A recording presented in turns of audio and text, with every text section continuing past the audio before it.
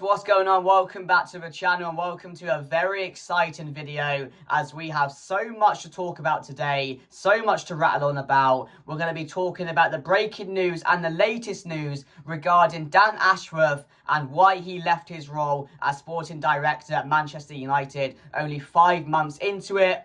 We've got news, guys, on Marcus Rashford and his future at Manchester United. Plenty of breaking news coming out about that today and potentially the sale of that player. Also, guys, we are going to be reacting to the Nottingham Forest game that has just gone. And again, Manchester United lost that one by 3-2. So we're going to talk about that one. And also, to top it off, guys, to round this video all off, we're going to be previewing Sunday's game, the Manchester derby, as Manchester United take on Manchester City in one of the most unpredictable Manchester derbies we are going to see in a very, very long time. So if that sounds good to you, please make sure to like the video. Please subscribe, bottom right corner if you guys are new. Share the video. Get your comments in down below on everything I will be talking about. But let's get into it, guys, and start off by talking about Dan Ashworth, who has left his role as sporting director at Manchester United only 5 months into the job. And it's actually really embarrassing. It really, really is embarrassing for a club like Manchester United to part ways with a sporting director 5 months into the job. He was on gardening leave with Newcastle for longer than he was in the role of sporting director at Manchester United. It's poor. It's really piss poor. Like, I thought this club had standards. And the reasons behind it, guys, was apparently there were so many disagreements regarding the players that came in the summer and how it was run back in the summer. Also, on managers as well, because apparently Dan Ashworth wanted an English manager. He thought that was the right way to go. The way Manchester United were going to progress and compete again was with an English manager, while Barada, Sir Jim Ratcliffe, Vival were all in favour of Ruben Amorim as well. So there was disagreements there. And I think there's so much more into it that we don't know. As I said, apparently it was mutual. I don't think it was. I just think Sir Jim Ratcliffe and Barada expected a different kind of personality from Ashworth, and they weren't getting that. They expected it to be a lot smoother, you know, to agree on stuff, and it's never ended up happening. So that's why he has departed his role as Manchester United sporting director. But yeah, for a club like Manchester United as well, who are already in a bit of a mess. And we thought as fans, this was the way forward. Ineos coming in, bright new future, new top sporting director, who we had to wait for a very long time as well, which is the other part I'm quite angry about now, because he was on gardening leave longer than he was in the role as sporting director at Manchester United.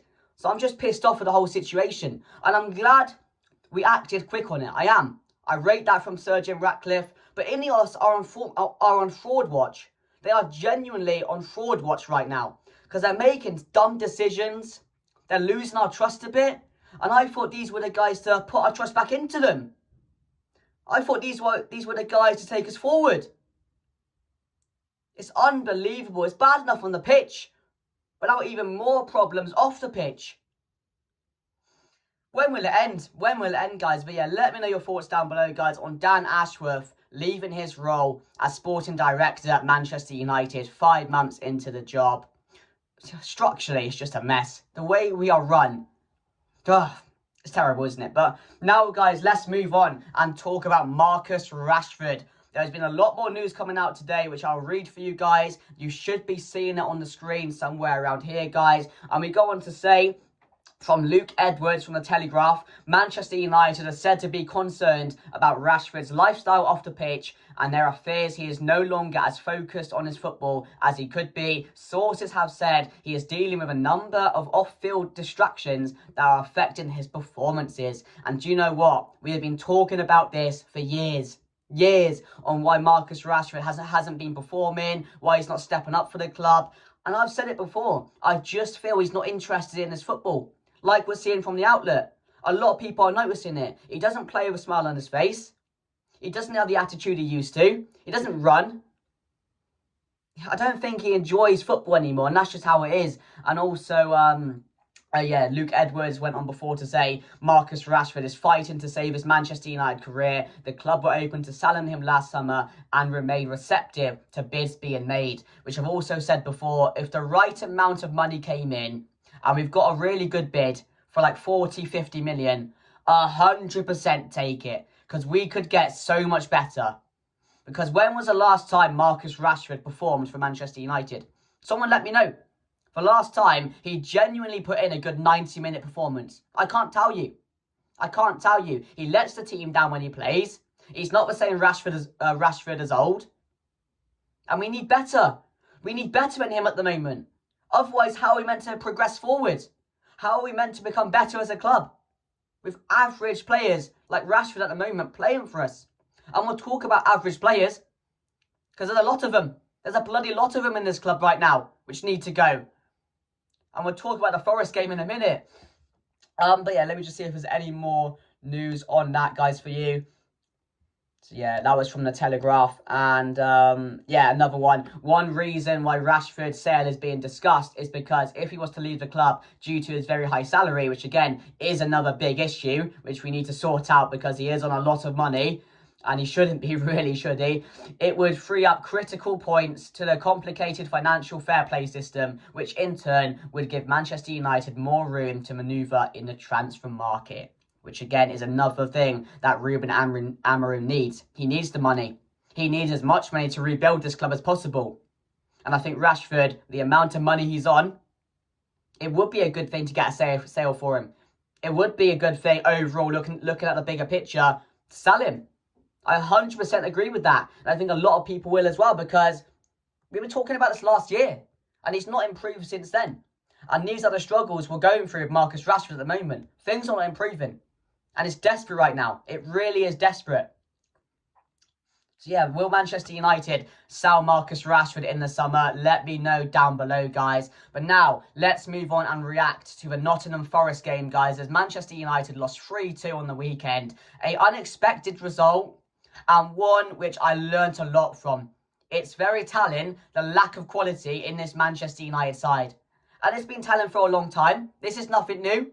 We knew about players letting the side down. We knew about some players in this team not being good enough. I've talked to you guys about certain players in this team not being able to be a part of this team going forward, not being able to fit Amorim's system, not being able to play the way he wants to.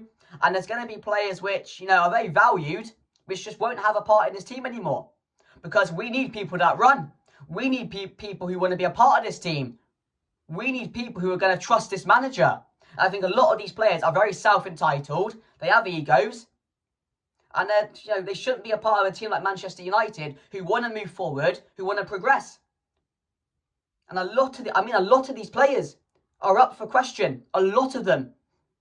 I'm seeing a load of stuff over Twitter as well, with a lot of people being very angry. And rightly so, because I feel in that game, the players let the manager down again. The players let the manager down once again. And how many times have they done that? I understand it's difficult to adapt to a new system, a new style of play. I completely get that. The players are still learning on the job. The players are still getting used to this style. And again, the players have to learn to trust this manager, because he's going to be the right one for Manchester United. But what I see is what I've seen every single game. What I've seen on Saturday was something I've seen over and over again. Errors leading to goals. Errors which shouldn't really be happening. Andre Nana allergic to the ball in the first one. What are you doing? How do you make that mistake? How? How do you make that mistake in goal? And not once, you can maybe put him up to question for twice. The second goal as well. When it went over from Chris Wood, the header. Lost track of the ball. And what was Martinez doing on the line? We were losing the ball in key areas. Losing possession every 5 minutes. We couldn't keep the ball. And yes, we started to create chances. We were really good in the first half. But an overall performance, you can't give opportunities away to teams like this who will punish you. And it's Nottingham Forest we're talking about. Nottingham Forest, 5th in the league. Yes, they're having a good season, but they shouldn't be coming to Old Trafford and putting 3 goals past us. That can't be happening. There has to be standards. And I understand this, we're in a storm right now. Ruben has said that. There's going to be results like this. They are going to happen. But you have to stay focused.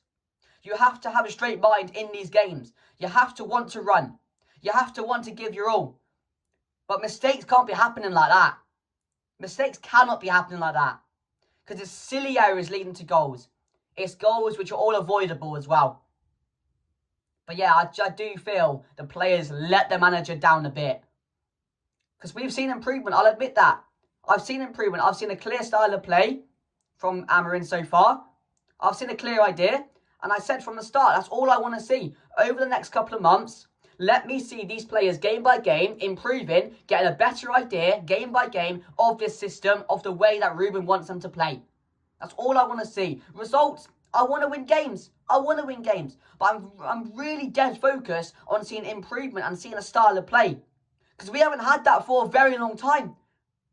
We've seen chaos born to Ten Hag for 2 years. I want to see something I can get behind. I want to see something I can be confident about watching, knowing that I'm going to see something from the side which I can understand. And yes, I've seen that. But the quality has to be there as well. Good managers need good players. And we've got nowhere near a good enough amount of those. You talk about Martinez. Was great last season. Really good when he first joined as well. Really good. I was really impressed. What's he turned into now? He doesn't look himself on the pitch. Has the injury really affected him that much? He looks way off it. Way off it. Losing the ball.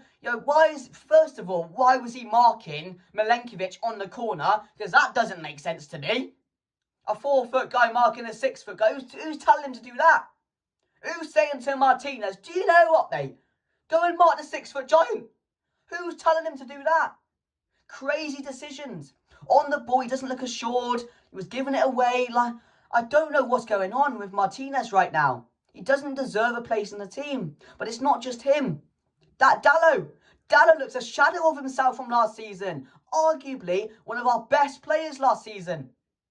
I'm pretty sure last season, I said in a video, he was my best player of the season. I'm pretty sure I said that in my end of season review. He looks our worst right now. I don't understand it. I don't understand how he's fallen off and dropped off this much. Has this system really affected him this much? I'm not too sure what it is. What do you guys think it is down below? Because I love Dalot, but at the moment, we need a replacement. We need to be looking in that window. Because he's not cutting it. He's absolutely not cutting it. Bruno Fernandes, our captain. We're not seeing captain performances. It's shocking. Yes, he played well against Everton, but now he's back to shit. You need your captain to be the role model. You need your captain to step up in these type of games and lead the team forward. But he was misplacing simple passes. He was losing the ball. He wasn't focused throughout the match. I know he scored a good goal, but it's the overall play which I want to see from him, which I'm not seeing. It's so frustrating because I know how good he is. But this is what I mean by how much we lack quality in this side. Consistent quality as well we're lacking. These players just turn up when they want to. It's not good enough. We can't have that. It's unacceptable for a team like this to have that. I can't say it enough. A good manager has to have good players. Because otherwise it doesn't work. You can be a good manager, but if you have a load of crap, a load of inconsistent players playing for you week in, week out, who really are just not good enough, you're not going to get nowhere. And you're going to see the same results every single week. And you're going to have to come to expect these blips and these storms. More often than not as well. So that frustrated me. Garnacho as well. How poor is Garnacho at the moment? He's not cutting it for me either. I see him liking tweets about Martinez being beaten in the air. What are you doing?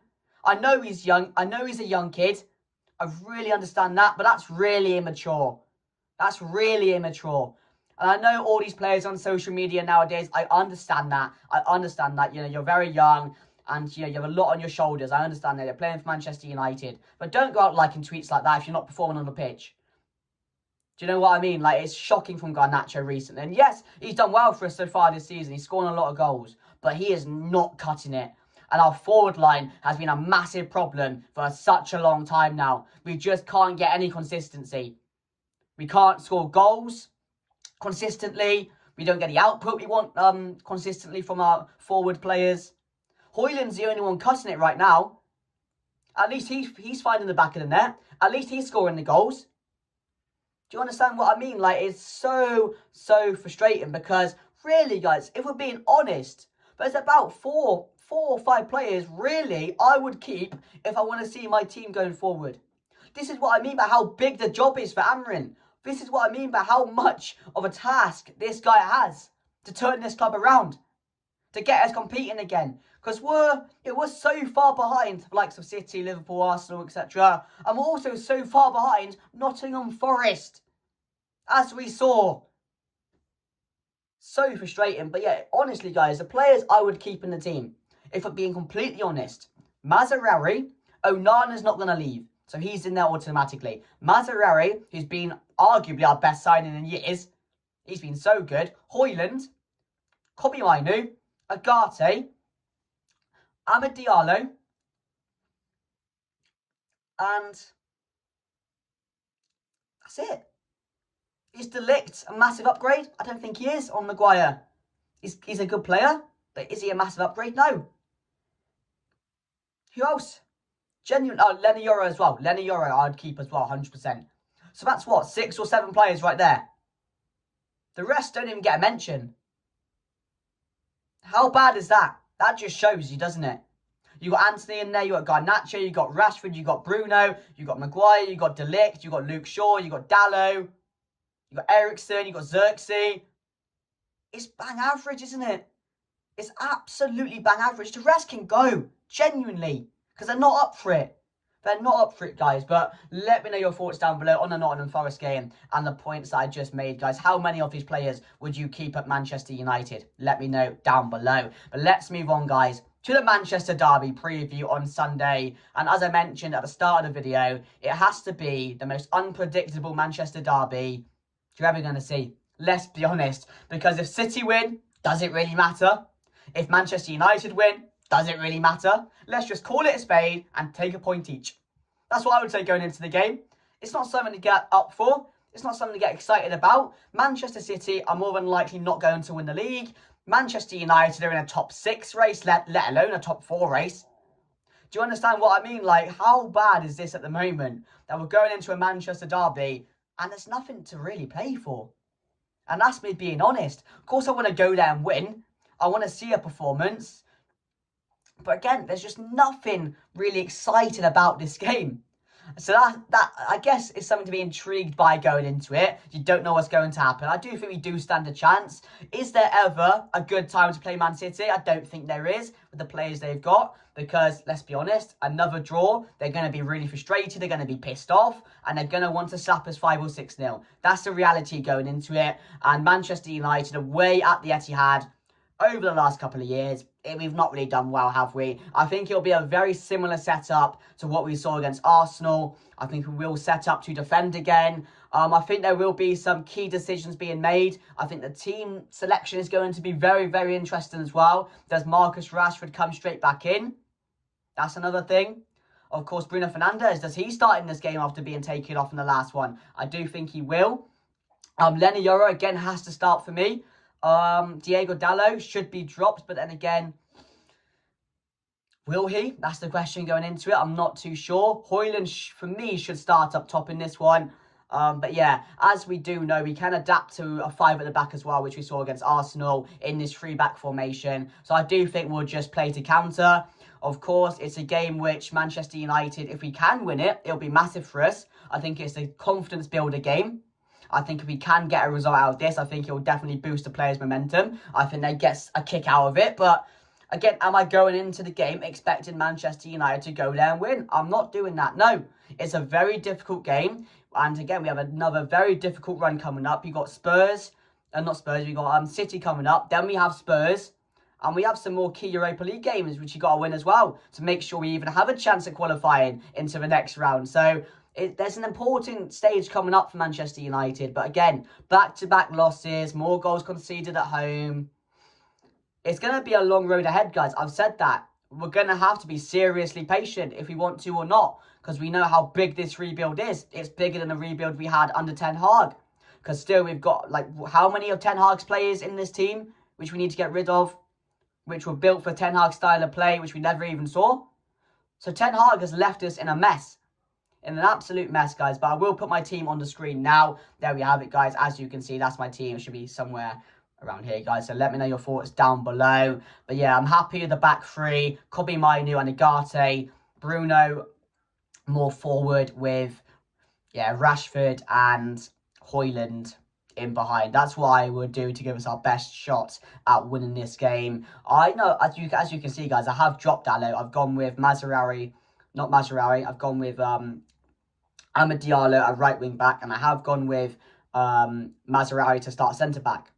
And I have dropped Martinez from this game, as you guys can see, with Leniero and De Ligt. That's what I would do, because I think that's the best team we have going into it. And we need our strongest players as well. So that's what I have gone with, guys. Let me know your thoughts down below. Right on me, you're probably going to lose. Probably going to lose this one. Maybe like 2 or 3-1.